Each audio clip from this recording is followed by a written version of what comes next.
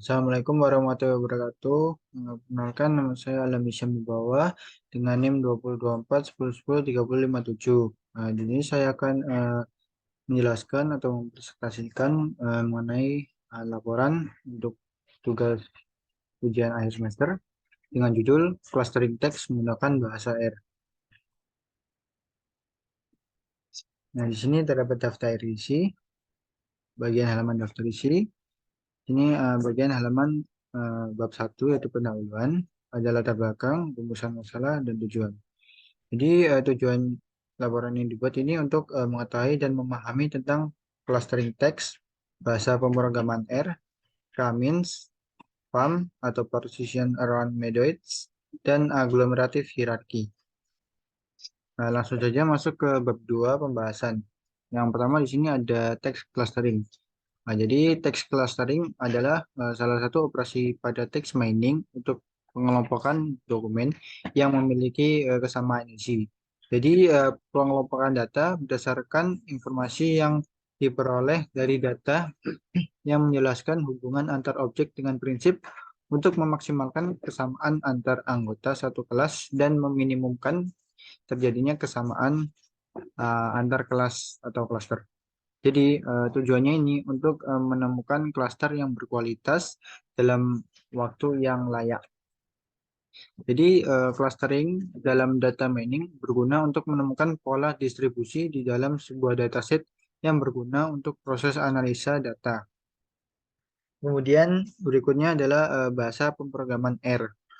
Bahasa R ini adalah bahasa pemrograman dan perangkat lunak untuk analisis statistika dan grafik. Jadi bahasa R ini eh, sekarang ini menjadi standar de facto untuk antara statistikawan untuk pengembangan perangkat lunak statistika, serta digunakan secara luas untuk pengembangan perangkat lunak statistika dan analisis data. Nah, bahasa R ini dirancang sebagai bahasa komputer yang sebenarnya dan mengizinkan penggunanya untuk menambah fungsi tambahan dengan mendefinisikan fungsi baru. Jadi kekuatan besar dari bahasa R ini adalah untuk fasilitas grafiknya. Nah, yang menghasilkan grafik dengan kualitas publikasi yang dapat memuat simbol matematika. Lalu yang berikutnya di sini ada k-means clustering. Nah, k-means clustering ini merupakan salah satu metode yang dapat digunakan untuk membagi sejumlah objek ke dalam partisi-partisi berdasarkan kategori yang ada dengan melihat titik tengah yang diberikan. Nah, pengklasteran objek dilihat dari jarak objek dengan titik tengah yang paling dekat. Serta setelah mengetahui titik tengah yang terdekat, objek tersebut akan diklasifikasikan sebagai anggota dari kategori tersebut. Jadi, k-means ini merupakan algoritma untuk cluster n objek berdasarkan atribut yang menjadi K partisipasi, di mana K ini lebih kecil daripada N.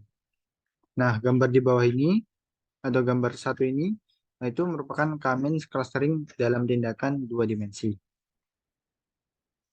Lalu berikutnya untuk algoritma K-means sendiri itu, jadi berikut ini adalah langkah-langkahnya. Yang pertama itu menentukan jumlah dari klaster. Lalu yang kedua, menentukan nilai sentroid. Nah, dalam menentukan nilai sentroid ini, untuk awal iterasi, nilai awal sentroid dilakukan secara acak.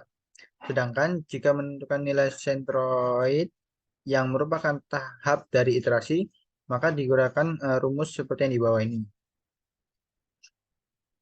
Lalu yang ketiga, menghitung jarak antar titik sentroid dengan tiap titik objek.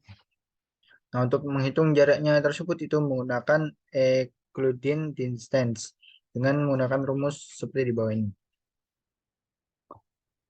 Lalu yang keempat adalah pengelompokan objek. Untuk menentukan anggota cluster, yaitu dengan memperhitungkan jarak minimum objek. Jadi nilai yang diperoleh dalam keanggotaan data pada distance matriks 0 atau 1. di mana nilai 1 untuk data yang dialokasikan ke klaster dan nilai 0 untuk data yang dialokasikan ke klaster lainnya. Lalu yang kelima ini kembali mengulang ke tahap 2. Jadi lakukan perulangan hingga nilai centroid yang dihasilkan ini tetap dan anggota klaster tidak berpindah ke klaster lainnya. Lalu untuk yang berikutnya ada pump clustering. Algoritma Camedoids atau yang dikenal dengan sebutan dengan PAM atau Partition Around Medoids. Ini adalah menggunakan metode partisi clustering untuk pengelompokan sekumpulan N objek menjadi sejumlah K cluster. Algoritma ini menggunakan objek pada kumpulan objek untuk mewakili sebuah cluster. Objek yang terpilih ini untuk mewakili sebuah cluster disebut medoid. Cluster dibangun dengan menghitungkan kedekatan yang dimiliki antara medoid dengan objek non-medoid.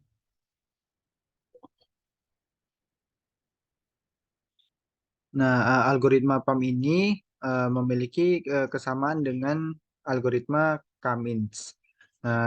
Karena keduanya ini menggunakan algoritma partisional yang memecah dataset menjadi kelompok. Dan keduanya ini bekerja untuk meminimalkan kesalahan. Namun yang menjadi perbedaan ini adalah PAM bekerja dengan medoids yang merupakan entitas dari dataset yang mewakili kelompok di mana ia dimasukkan. Sedangkan Cummins ini bekerja dengan centroid yang artifisialnya diciptakan entitas yang mewakili cluster. Nah, untuk algoritma PAM atau Camedoids ini, menurut Han dan Camber, algoritma Camedoids adalah sebagai berikut. Uh, yang pertama, secara acak pilih K objek pada sekumpulan N objek sebagai medoids. Lalu yang kedua, repeat atau ulangi kembali. Lalu untuk yang ketiga, tempatkan objek non-medoids ke dalam klaster yang paling dekat dengan medoids. Lalu yang keempat, secara acak pilih sebuah objek non-medoidsnya. Lalu yang kelima, hitung total simbangan atau S dengan mempertukarkan objek pusat klaster atau OJ dengan random atau dengan acak. Jika S itu kurang dari sama dengan 0, kurang dari 0, tukar OJ dengan random untuk membentuk sekumpulan K objek baru sebagai medoids. Lalu yang ketiga, ulangi kembali sampai stabil atau tidak ada perubahan. Lalu yang berikutnya ada agglomerative hierarchical clustering. Nah, ini tuh aglomeratif ini merupakan suatu metode hierarchical clustering yang bersifat bottom up, yaitu menggabungkan n buah cluster menjadi satu cluster tunggal. Metode ini dimulai dengan meletakkan setiap objek data sebagai sebuah cluster sendiri dan selanjutnya menggabung cluster-cluster tersebut menjadi cluster yang lebih besar dan lebih besar lagi sampai akhirnya semua objek data menyatu dalam sebuah klaster tunggal. Untuk metode agglomerative hierarchical clustering ini, yang pertama ada metode single link edge. Jadi metode ini adalah input untuk algoritma single edge bisa berwujud jarak atau simetris antara pasangan dari objek. Kelompok dibentuk dari entitas individu dengan menggabungkan jarak paling pendek atau simetris yang paling besar. Lalu yang kedua ada metode complete linkage. Complete linkage memberikan kepastian bahwa semua item dalam satu cluster berada dalam jarak paling jauh satu sama lain. Lalu yang ketiga ada metode average linkage. Metode ini memperlakukan jarak antar dua klaster sebagai jarak rata-rata antar semua pasangan item, di mana satu anggota dari pasangan tersebut memiliki kepunyaan tiap klaster. Mulai dengan cari matriks jarak D sama dengan DIK, untuk memperoleh objek paling dekat, misalnya U dan V. Nah, objek ini digabungkan untuk membentuk klaster baru yaitu UV. Untuk algoritmanya, berikut ini merupakan langkah-langkah algoritma pengelompokan hierarki aglomeratif untuk mengelompokkan n objek. Yang pertama, dimulai dengan n kelompok, masing-masing mengandung kesatuan yang tunggal dan matriks simetris n kali n dari jarak, atau D sama dengan D jika. Kemudian dicari matriks jarak untuk pasangan kelompok terdekat. Dimisalkan jarak antara kelompok U dan V yang paling sama dinotasikan dengan D UV. Kemudian yang ketiga, dicari matriks jarak untuk pasangan kelompok terdekat.